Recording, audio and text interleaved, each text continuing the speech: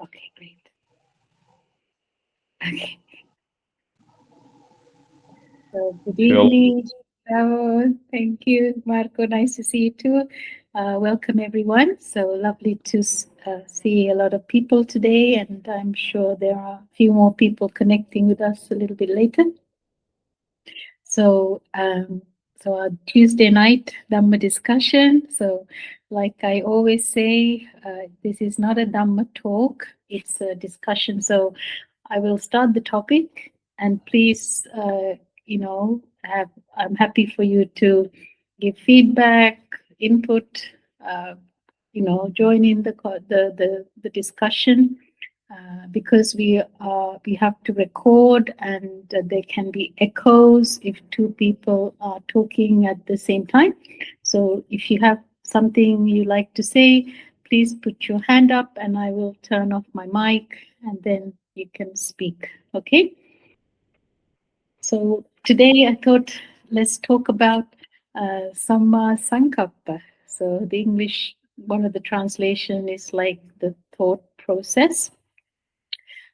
So I'm sure all of you know it's one of the uh, steps in the Noble Eightfold Path, right? So in our Four Noble Truths. So the Noble Eightfold Path is the way to practice to reach enlightenment at some point on our journey. So can anyone remember what comes before Samma Sankappa?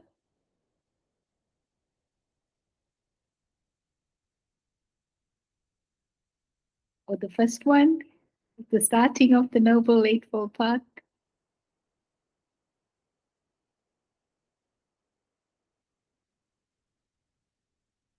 Samadhi, yeah, right view, yeah. So, yeah, it's right view, right? So, right view basically means to look at things from all angles and with reduction of greed, hatred, and delusion. So, I just want to check, Lana, are you okay with English? Do you want us to translate or anything? Because I have not met you before. No need for translation. Okay, great. Okay, wonderful. So, so Sankappa is the second. So after we have the Samaditi, English translation, right view, and then comes the Samma Sankappa, which is what we call the thought process. So, can anyone remember the one after Samma Sankappa in the Noble Eightfold Path? After the right, what we call the right thought? right action Uh, and right speak, I yeah. think, and right action is next, I Yes, think. good, good. Yeah, right speech. Yeah, next one is speech, and then it's right action. So so obviously, the right thought is because everything, we can't do any action without a thought, right? So when we die, there is no consciousness, so there is no thought process. So nothing is working. We cannot speak. We cannot move. So it's very logical to see that there has to be a thought process before anything can be, started.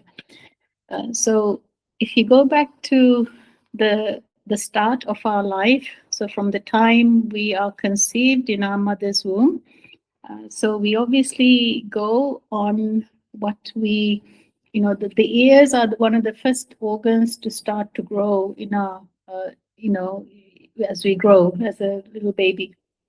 So we start hearing things from a certain number of days.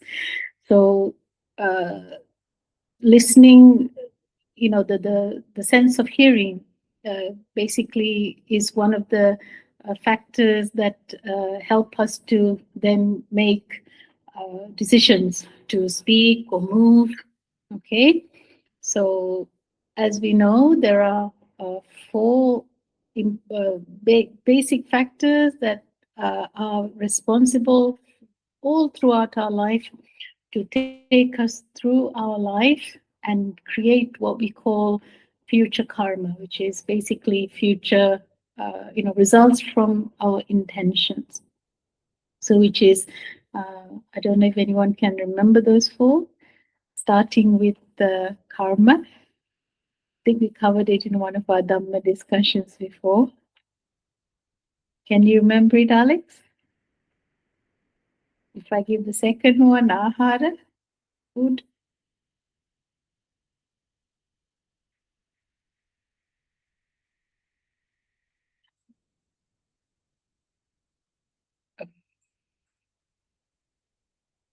Okay. So karma intention.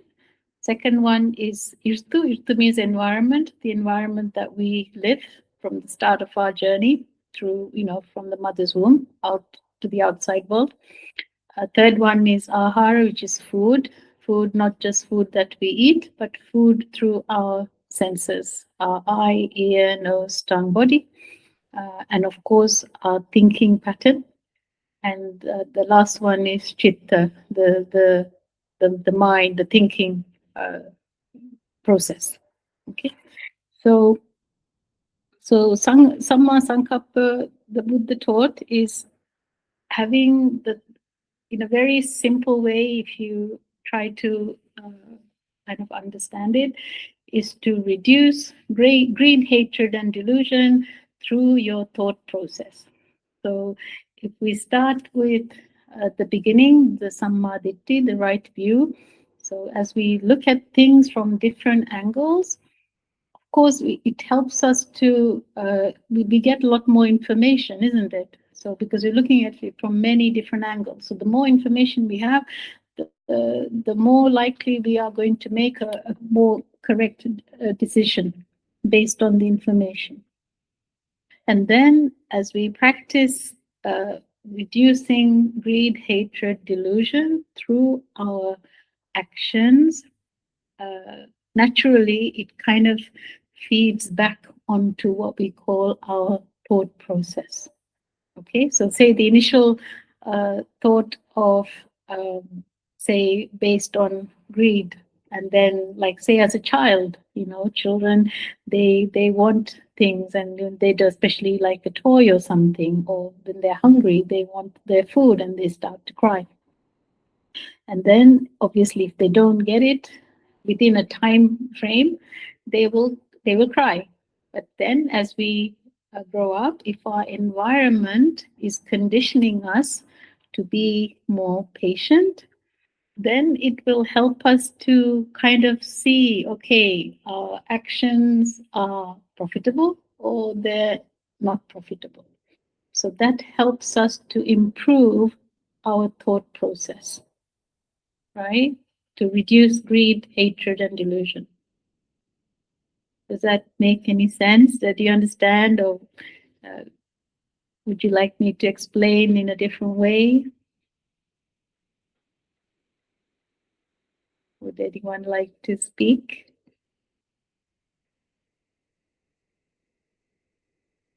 All clear? Does it make sense? Yeah. Okay. So basically, it's like a loop, right? So what you put out, you get back.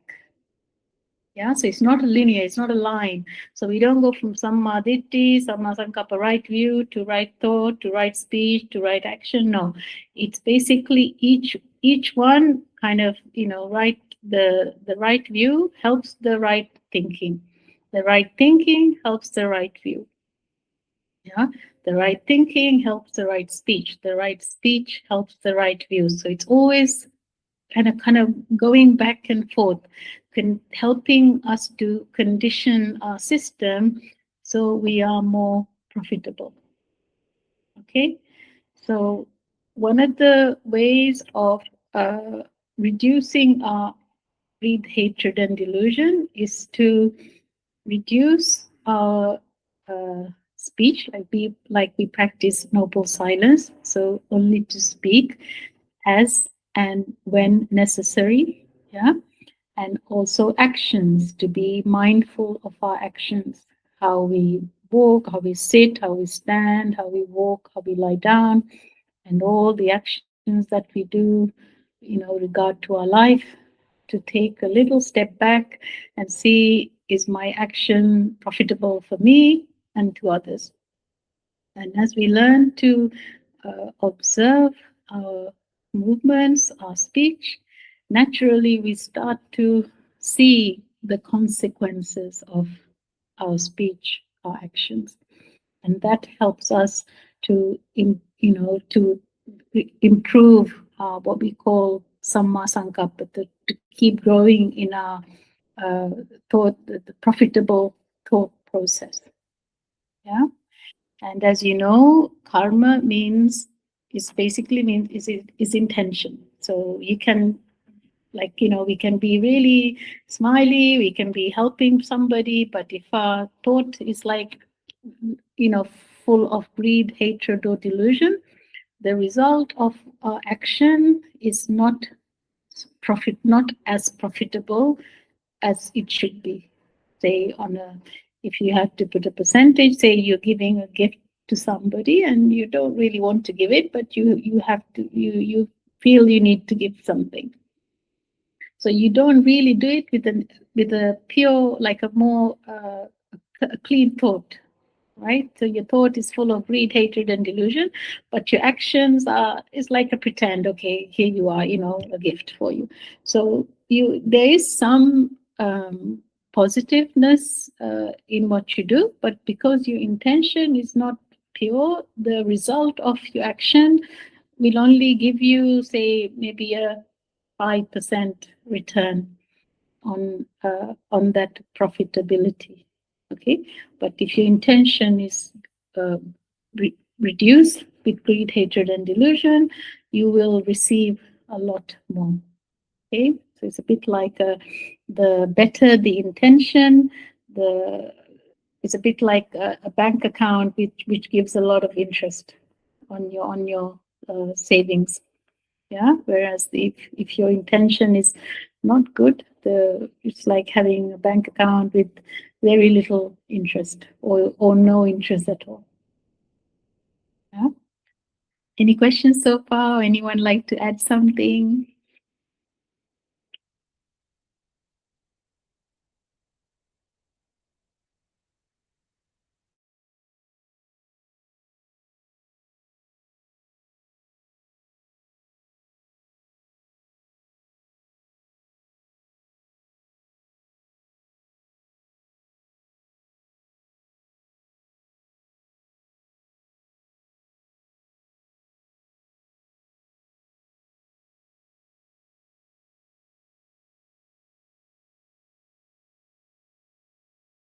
Absolutely. Absolutely. So everything in this Dhamma is like, the standard logo for the Dhamma is the wheel, right? So the wheel is like there's every part is connected to the other one. So everything in this Dhamma is all connected to each other. So when one grows, the other one grows. Either it's bad, if it's negative or positive, it's like fueling the growth of the other part. Yeah. So in life, it's really, a good practice for, people like ourselves who are practicing the Dhamma, is nature has given us 2 ears and 1 mouth. So to learn to listen, listen carefully. When someone is speaking to you, really give them your 150% and really listen to what they're saying. Take the time and listen to what they're saying. Because by listening to the other person, you can connect with them better, because by listening well, you can through the words that they speak, through the voice, the words they use, the tone of voice they use, how fast they speak, and if they're speaking with aggression or like more calmness. So that'll help you to understand what state of mind that person is in. And then you will have, it'll give you like a clear kind of stage to then respond to them according to, how you're more profitable in your response to them. So you're not reacting. Okay, we call it reacting when you don't, people don't listen. They hear something and then they quickly fight back with what, their habit of shouting back or kind of, staying completely silent. Okay. So listening is very, very important. And you can practice it in your daily life. This is all about practice. It's not just the knowledge, you have to apply the knowledge. So I know people who have a lot of knowledge, but they don't apply it in their life. So they're not profitable in their actions. And whereas sometimes you see people with very little knowledge, but they really apply whatever they know, and from that they grow. So it's even, that is what the Buddha said. Don't just, listen to what I say, put it into practice. Yeah. So any questions so far? Anything you'd like to add from your life experience? We are in noble silence now. Bravo. I'm so proud.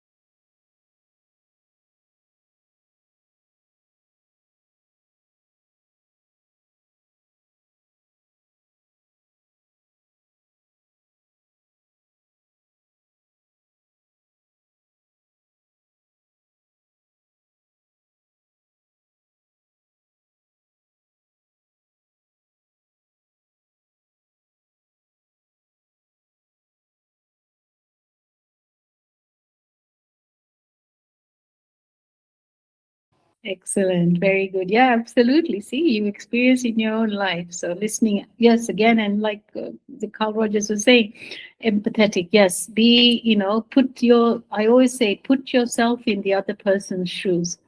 So, and then you're not listening to, you're not just physically listening to them, but you're kind of on their side. So like you're speaking, as they speak, you are in with them, in that energy. Okay, what's going on? How can I help you? Yeah. So again, listening well, taking the time to listen to others helps us to grow in empathy, helps us to reduce our selfishness, to reduce our ego. Yeah. And we talked about, a good few weeks ago about the masks, as human beings in the societies we live in.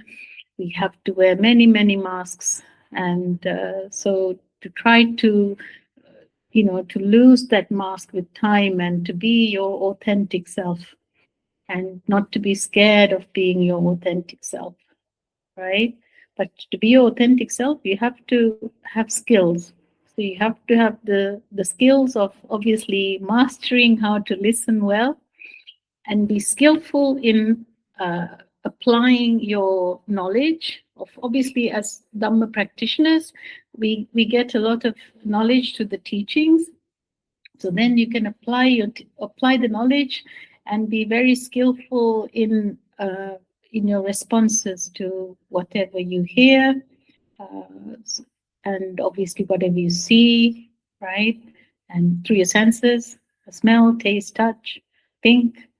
Um, so that is the key. And so the more kind of open you are, uh, the like Alex was saying, he was more he was giving time to his friends to listen, and he was more open. So then the friends could be much more like feel comfortable with him, and then they will be the same to him when it's time for him to talk to them.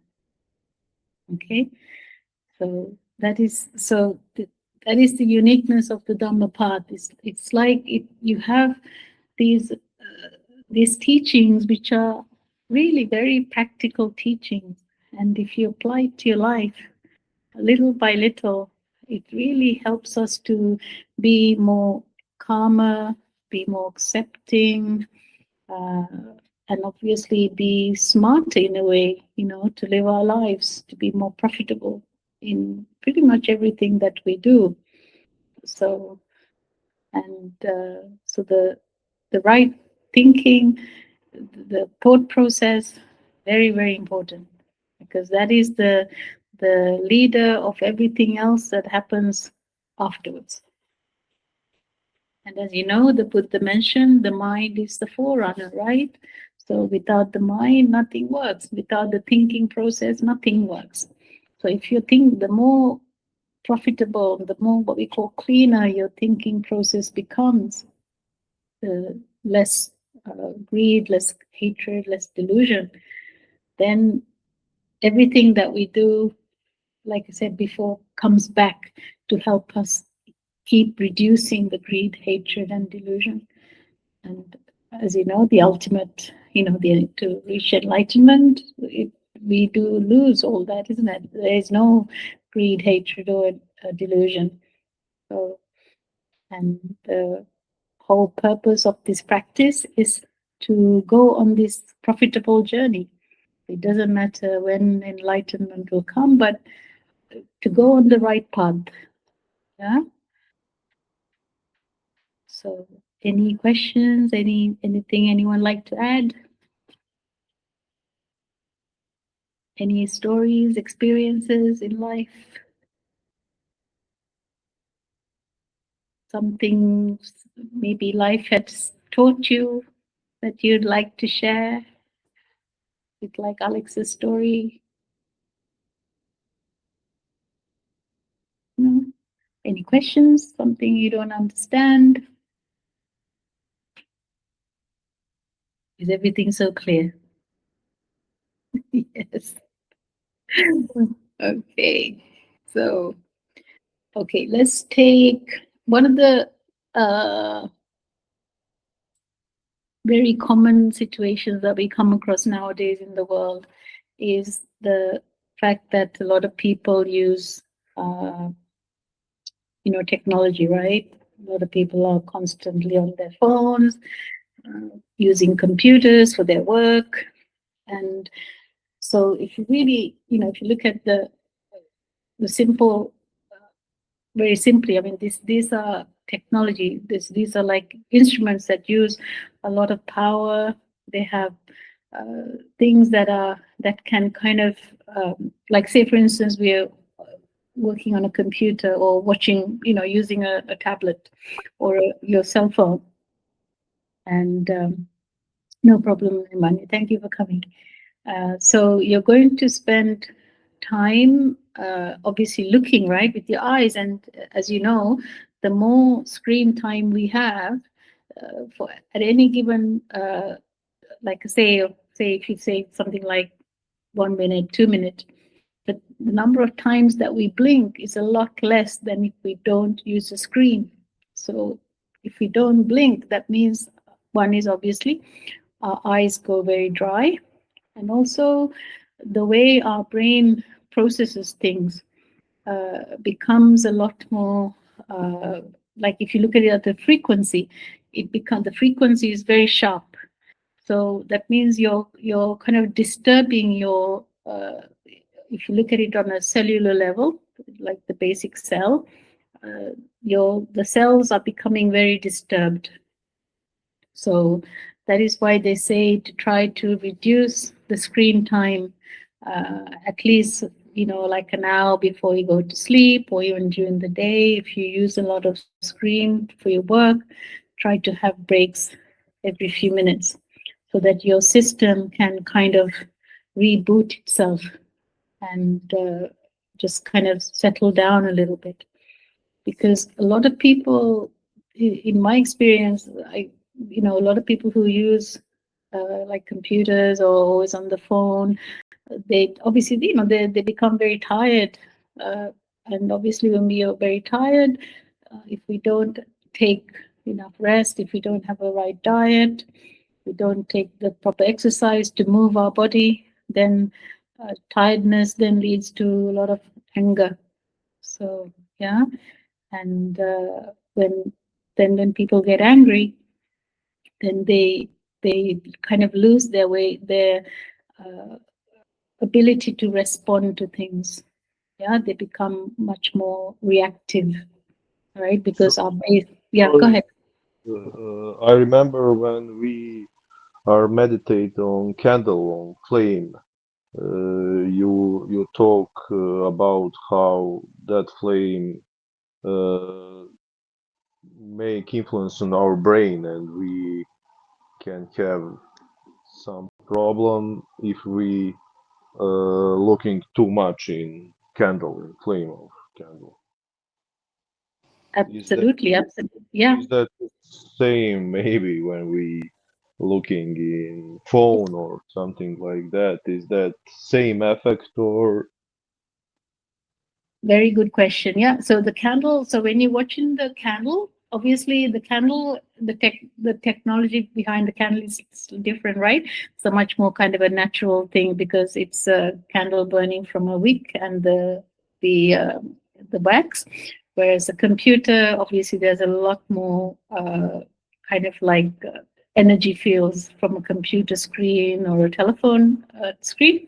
So, but the basic thing is the same because you're focusing on something for a long, long time. So then your mind works. It becomes kind of the frequency. If you think of, like I said, on the cellular level, the frequency can become very disturbed. So, but when you're observing again, like I said, on the retreat, I'm sure Marco will remember, when you do candle observation, yes, that is only to help your mind to focus to a certain level. And then when you meditate, but it's very important to get guidance from a practicing teacher because it's a slightly different kind of meditation and it can be disturbing to some people. Yeah. Whereas looking at a computer screen or a telephone screen, obviously for a long, long time, that takes you on a kind of a different level because it's not just you're focusing on something, but you're focusing on many things, isn't it? At any given time, because we see a lot of images, we hear things. Our senses are working very, very fast to process information. Whereas a candle, you're not doing that. You're literally just observing, like the light, the movement of the candle. So quite on a very simple level. Yeah. Does that answer your question, Marco? Yeah. Thank Yeah. you. Thank you. Okay. Yeah. So it's very important to take that time to rest away from technology and give your system some time to rest, because again, when our system is tired, like I said, our thinking, the thought process becomes very disturbed because there's so much information going in at any one time. We see this, like now we see the screen like 3 boxes, and obviously you can see a little bit of movement when I speak. But if you slow everything down, there's many, many images, isn't it, at any given time? And the sound that you hear, yeah, if you break it down into like microseconds, so many different like levels of vibration. Yeah. If you break down the voice into like a diagram, you'll see like peaks, like very sharp sounds, very low sounds, and what we call a more wider. If you draw like a wave pattern, there will be like narrow waves, wider waves. So, and all this is processed with a matter of fractions of a milliseconds in our system. So imagine if this is always going on all the time, how tired our body becomes. And then, like I said, when you're tired, you go into your reflex mode, like what we call the basic animal instinct modes, the fighting or flying away, right? So you have the anger, or you have the wanting to be away from it, right? The fear, due to the fear. So, and then we start to lose what we call our awareness. Yeah. So that is why to practice awareness, we need to have quiet time away from technology, time to rest, time to eat, eat food that is helping our body to be healthy and to give it strength. Physical action, physical movements, exercise, move the body. Naturally, this body needs to move. It's not meant to be sitting for long periods of time. Of course, in meditation we do, but the postures are different. It's not like sitting on a chair. But even when we meditate, we know that before we meditate, we should do some movements, some walking meditation. Not people do like exercises, gentle movements. In our modern day, we do like Tai Chi, yoga, things like martial arts. So anything that helps to move the body, and then your circulation is good. And then when we sit, we have certain sitting positions of when we meditate, and that is what we call a bit much more natural posture for our body, for it to be calm, and also for it to work efficiently for a long period of time without making you feel tired. Okay. Any questions so far? Anything anyone would like to add? So maybe when we talk about technology, that is definitely that things like phone can disturb our mind and make some negative effect. But can we talk about some positive side of technology?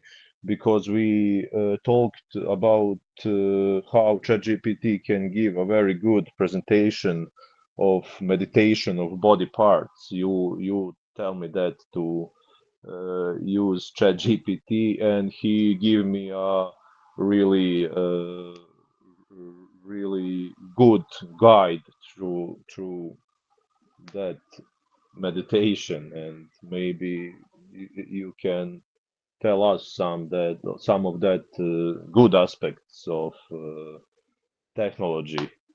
Can ChatGPT help us in enlightenment, or maybe that can be funny, but is that possible? Thank you. One wonderful question, Mark. Absolutely. I was talking to Alex the other day about something. This is a good time to, I think, talk about this a little bit. Yeah, absolutely. I feel so blessed that we're in this era of technology. When I was little, we didn't have computers, we didn't have mobile phones. And I see the change, how much the world has changed. And absolutely, technology should be, this is amazing gifts in a way that we have now, if we know how to use it profitably. So, yes, first of all, ChatGPT, yes, of course, use it. It can't help you to enlighten because you're going to do that yourself, but it can help you on your path to, like, say, for instance, you are reading, a long time ago, to read a sutta, you would have to go to a library, and then you would have to go through many, many, many books and read the sutta. But now you can use the AI to say, okay, tell me the suttas that talk about perceptions, right? Now, Samma Sankappa, we're talking about the right thought today. So you can Google what are the, most, you can say in the Majjhima Nikaya or any of the Tripitaka in the books, which section you would like to read. You can ask the AI give me some suttas that talk about the importance of Samma Sankappa or how to practice it, and it will bring it up. And then you can go, but then use it as a reference. So use it as a reference, but then you go and read further and also apply it, practice it. If you don't practice, you're not going to get the results because you're just going to have the knowledge. And that's not the point. The point is to use the knowledge to improve your practice. Yeah.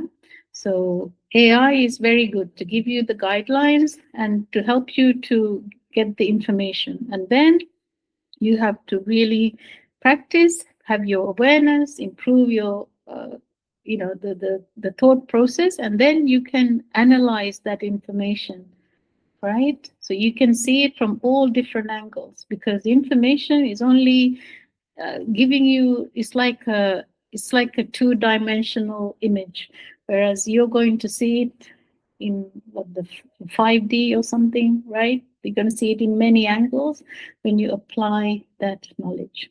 Yeah. And one of the things Alex and I were talking about the other day was, when nowadays you can use your phone. I mean, the phone is really all you need, right? Because everything is on your phone if you have a pretty up-to-date phone. And a lot of people say, oh, I have to plan a lot of things and my mind is full of things I have to do. And it's like, well, your phone is there. There's a personal, like, a PR with you all the time. There are apps now available. There are planners on your phone. So you plan your day, you plan your week, right? And then you put it onto your planner, and then you don't have to, you can put reminders on the phone to say, okay, you have an appointment tomorrow or such a time. Okay, for me to get there, do I need to leave early? Maybe I have to, drive or take the train or bus or whatever. And then it will remind you, okay, you have to go now, right? So then you don't have to worry. You don't have to think about it. The phone is giving you the, the indication, like, okay, now it's time to do this. So then you have more free time to kind of be in stillness, right? To practice your meditation, to read Dhamma books, to contemplate your knowledge.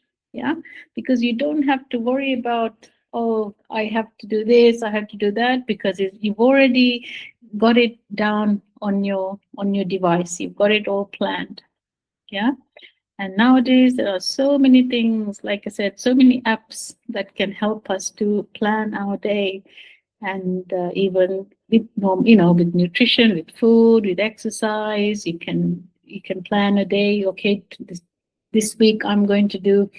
If you're wanting to do some exercise, say for instance you want to do some yoga, okay, so you can use AI to say, okay, I want a weekly plan of yoga. So give me, I want to do 15 minutes of yoga, and I want to do seated yoga. I want to do seated yoga on Monday. I want to do standing yoga on Tuesday. You give it the information, you give it the instructions, and then it will find you, it will plan for you, it will give you the pictures, it will give you the videos.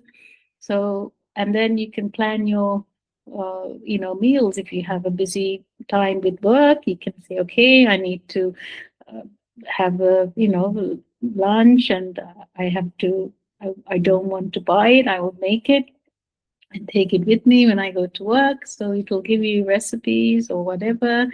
And then say you want to plan a holiday or something, and then you will tell AI, okay, I have a certain budget. This is the number of days I have. What would you suggest? See, so it can plan everything. You don't need to do the research. It does everything for you. And then you just need to, yes, apply. And then you've got the information, but then you can decide, okay, this is what I want to do, or is this not what I want to do? Yeah. So you can see how we can use the technology to our advantage, which means there is no excuse for people nowadays to say we don't have enough time. Sincerely, we have a lot more time than our parents or grandparents did, because everything, so many things can be done with this technology we have. We can organize our life. And then, but that is when the discipline comes in, that you take the you take the decision. Okay, I'm going to, I want to practice this Dhamma. How can I make my life profitable? Like, how can I give more time for me to practice the Dhamma? So then you use the tools, the technology, to help you plan your day. Yeah. And sometimes some people, I'm sure you all know, when you use the phone a lot, like say to speak to somebody, it's very tiring because you're using a lot of energy. So, plan your day to say, okay, I will only take calls at certain time, right? And I will only, if there's an emergency, I would obviously need to call someone, but if not, I will only call, my family or my friends certain time of the day or certain time of the week. So there's nothing to say you can't do that, because you have, it is your, what you do is for your own profit. Yeah. Other people can influence us, but only if we allow them to. Yeah. So it's not to say that we should not, look after others and respect others. Yes, we do. But we have to first, you have to look after yourself. When you look after yourself, you are much more profitable to others. You will have a lot more energy to give for them, and you will have more profitable time to give for them. Does that answer your question, Marco? Or would you like to add anything else? Yeah, thank you for your answer.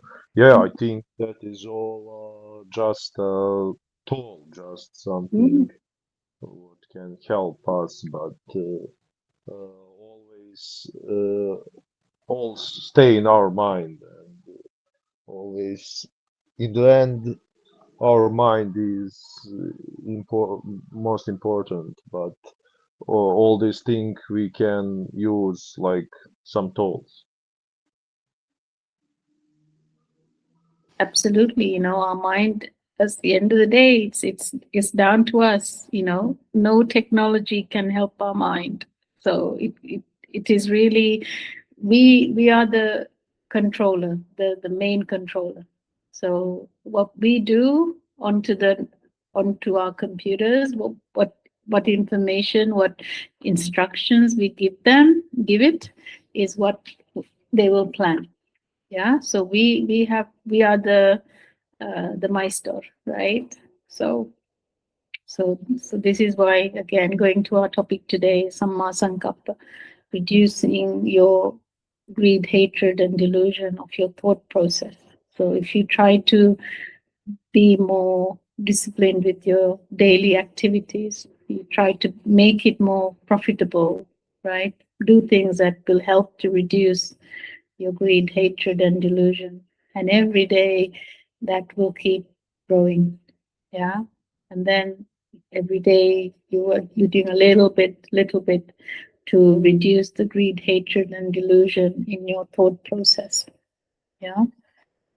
And then you're going to be much more profitable in your speech, your actions, your work. Yeah. And your calmness, your samadhi, your tranquility. You become much more peaceful in your mind. You become more gentle with your actions.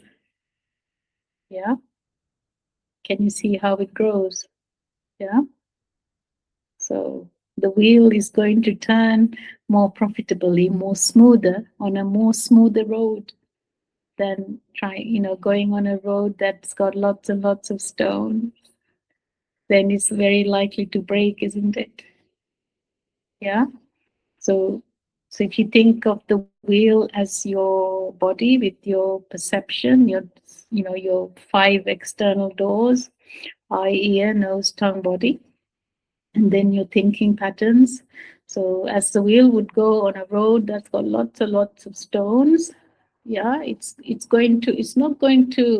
harder for it to go in a like a straight line. It's going to go kind of because one stone will kind of push the wheel to another side, right? Like if you think of like a wooden wheel, and also so it's maybe it'll go in like a zigzag or something, and also the stones will disturb the wood and the wheel can break.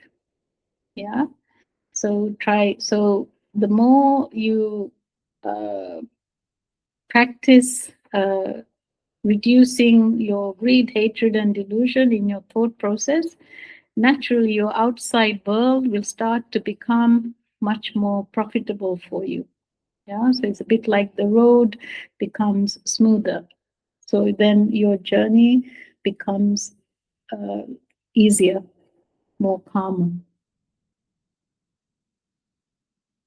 I hope that little example made sense. Anyone like to add anything or any questions? Hi, yes, a question. Let's say that we have varieties of minds, and every mind has a different approach to understand the right thought. What is the right thought at all?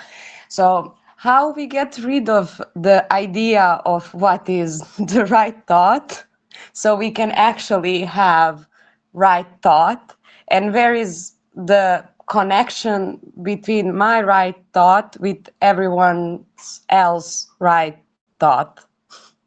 Okay, doesn't make sense maybe, but It does. Very good question, Theodora. No, absolutely. Yeah, of course, we're all different, right? So like the different flavors of ice cream. So there's 5, 6 of us here.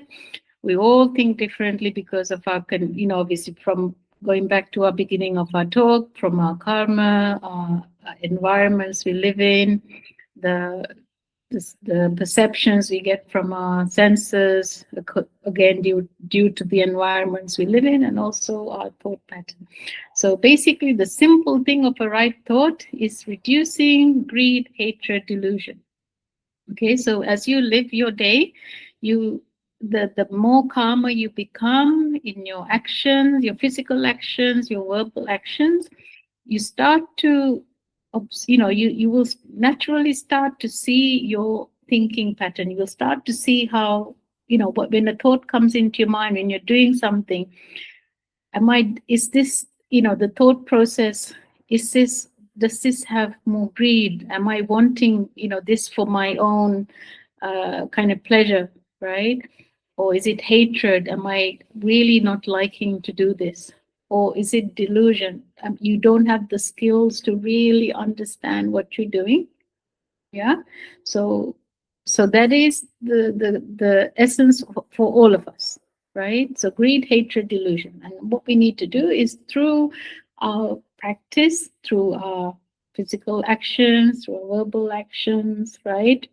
And obviously our thinking, is to try to bring more generosity to your thoughts, to have more compassion to your thoughts.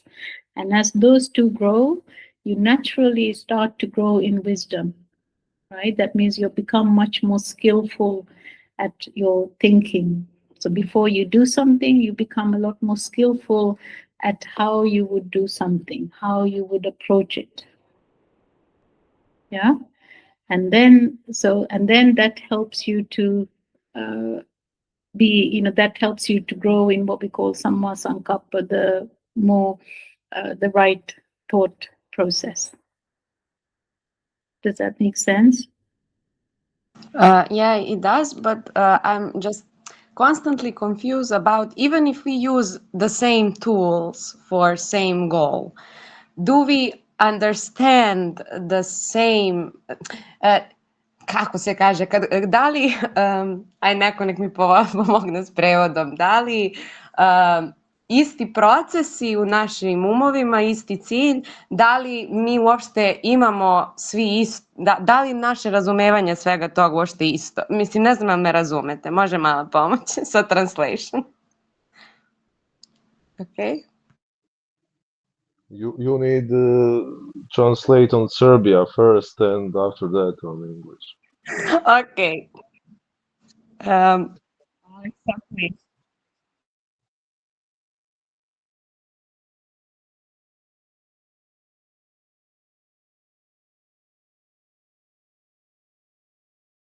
Da, to je to. Bravo, samo prevedem. Hvala.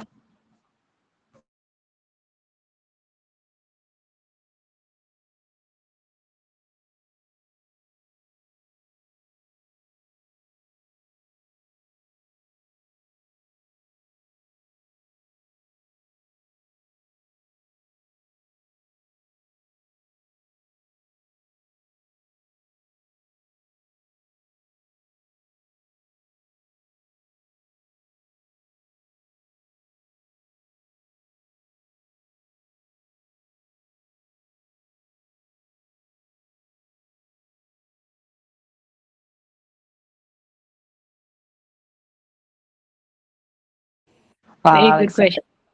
Yeah. Go ahead, Theodore. No, Alexa just nicely translated everything that I didn't know how, so thank you. Don't worry, it's okay. No problem. Very good question. Absolutely. Yeah. So, no, right thought is the same for everybody. Okay. So it's like, I don't know, it's like water, it's like air, right? So there is no, Alex doesn't have one version of right thought, Lana doesn't have another version, Marco doesn't have another version, Mladen doesn't have another version, Theodora doesn't have another version, and I don't have another version. The version is absolutely the same, but how we get to it can be different. According to like what Theodora said, we all have different backgrounds, different practices, different environment, right? But the thing, like I said, the key is to see, okay, if you keep it very simple, every time, from the time you get up in the morning to the time you go to sleep, whatever you do in your day, try to be what we call mindful. Pay attention to what you're doing, and then look at it from like a little bit like you're observing yourself from the outside, and see, is my actions, my bodily actions, my verbal actions, right? Keep it, there's only three: your physical action, verbal action, and your mental action. Okay, so mental action, obviously, people around you cannot see, but you can see. Okay, but what you have to do is observe: is my action affecting? Is it profitable for me, and is it profitable for others? Is it harming me? Is it harming others? So most of the time, our actions can harm others, but we don't see that. Yeah, so we have to really be critical and see, is my action, say we start a conversation with somebody. Yeah, Alex, yes, go ahead.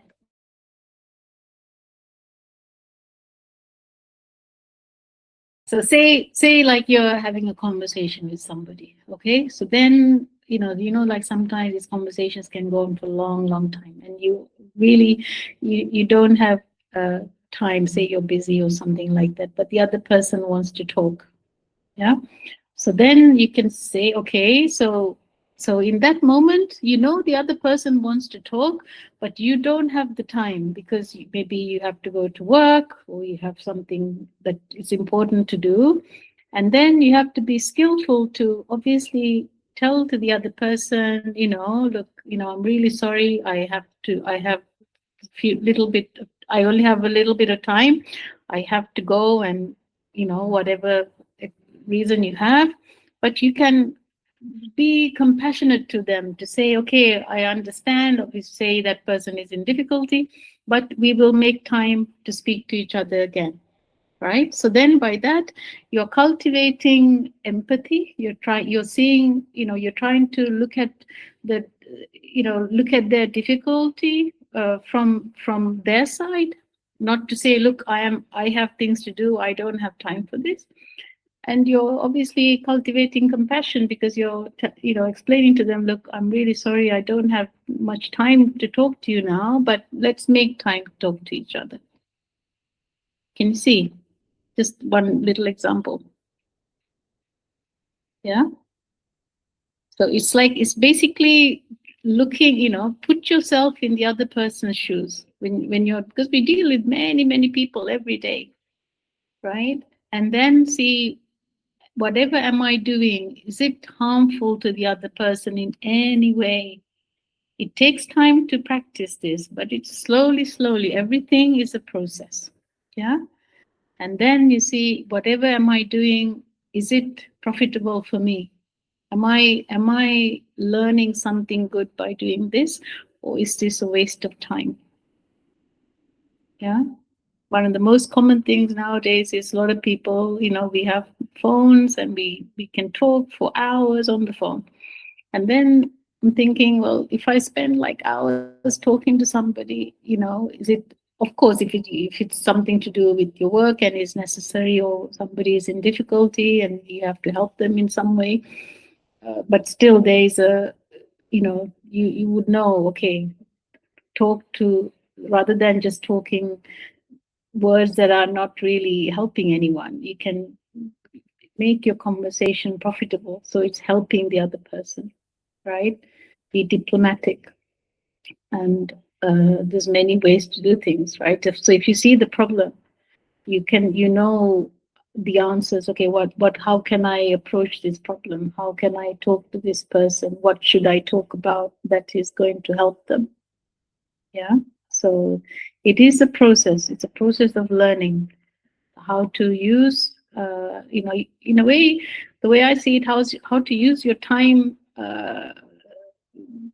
more profitably, right? To manage your time so that you will have time to have some peace, some quiet, to be in silence. Even if you just spend time in silence, that helps your system to relax, your body to relax, your mind to relax. And then with time, with practice, but the more you relax you become, the more you start to see your thinking mind. You see your thoughts, you see what's in, because the thoughts only have these three roots: greed, hatred, or delusion, nothing else.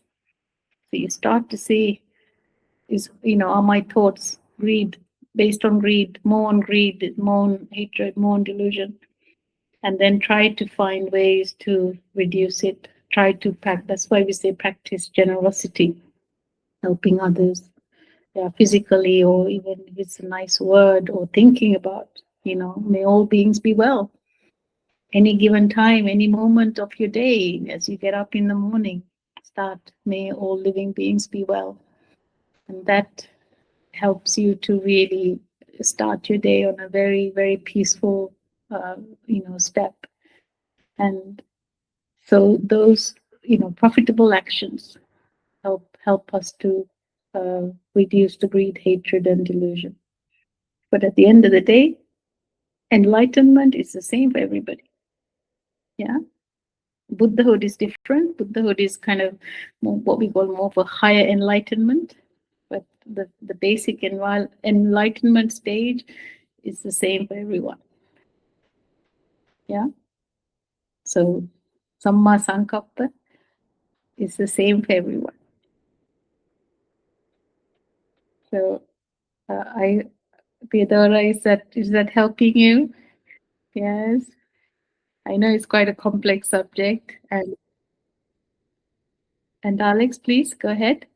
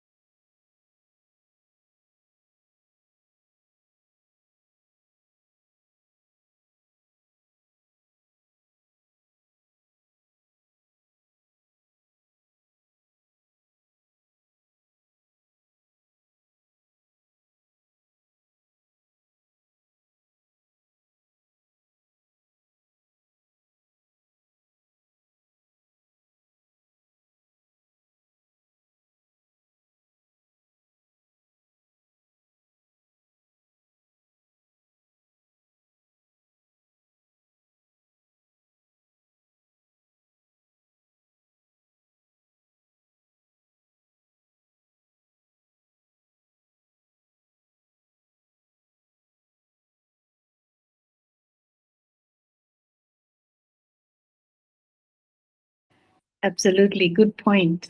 Yeah. So because the asana, the when we do asana, the result of doing the asana properly, it has a certain result, isn't it? Which is the same for everybody. Yeah, Theodora? It's a kind of good example, but in the same time not, because asanas are different for every physical body. So we have some kind of idea what we want that asana to look, but sometimes physical sense is not possible for everybody. But with the mind is a little bit different, because let's say that it's possible to have the same end, or understanding. So it's a little bit different. But I But don't you find know, it hard. I'm sorry. Mhm. oh no, go ahead. Go ahead. No, I don't find it hard to understand the concept, but I find it hard how to share it with the people. Not just for me. I can many times see what is in my mind and make mistake, and then not understand, and then understand again and delete everything and start again. But how to share that with others, and not only through my actions. It's obvious that actions and my thoughts will somehow get to people, but in the words, how to explain to people what is the right thought, what is the right thinking. And what people don't want is discipline and years of practice. They want simple and fast solution for right thought. And then I can't explain to people what is the right thought or what the thinking. Do you understand where is my trouble? It's not, yeah, okay. That's all. Absolutely. Yeah, no, absolutely. No. So going back to the asana, right? So but then, right, yes, of course, asana is very different according to the physical body. Absolutely. But if you go back to the yogic tradition, the teachings, right? So each asana has a result, right?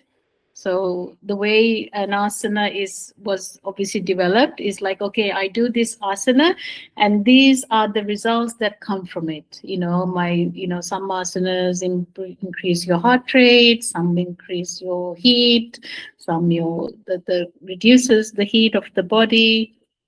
Then obviously improving the balance. So those are the core results, right, of the asana. So the samma sankappa is the same. So as we practice, the reducing the greed, the hatred, and delusion is the same for everybody, but they do it. The journey is different for all of us.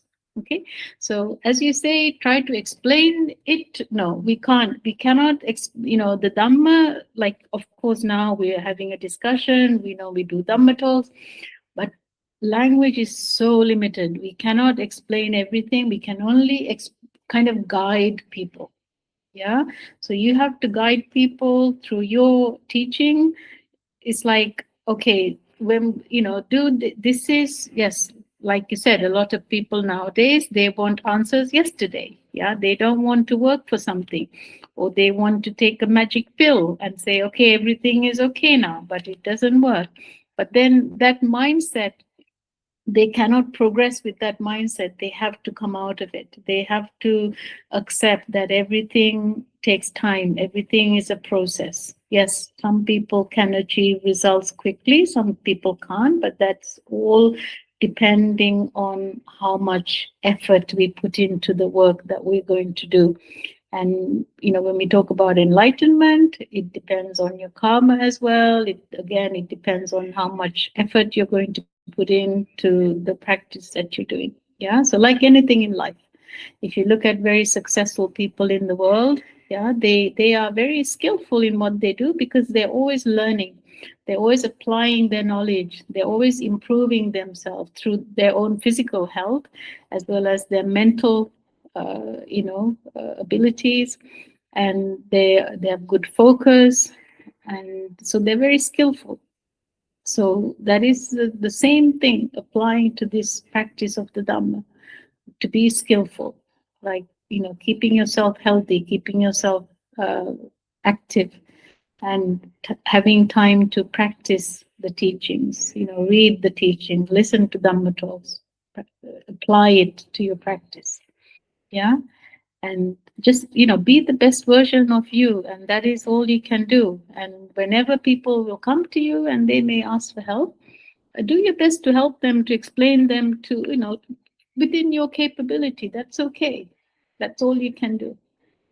And like I said, virtually impossible to explain this to everyone. I mean, it is, our languages are very, very limited to how we can explain things.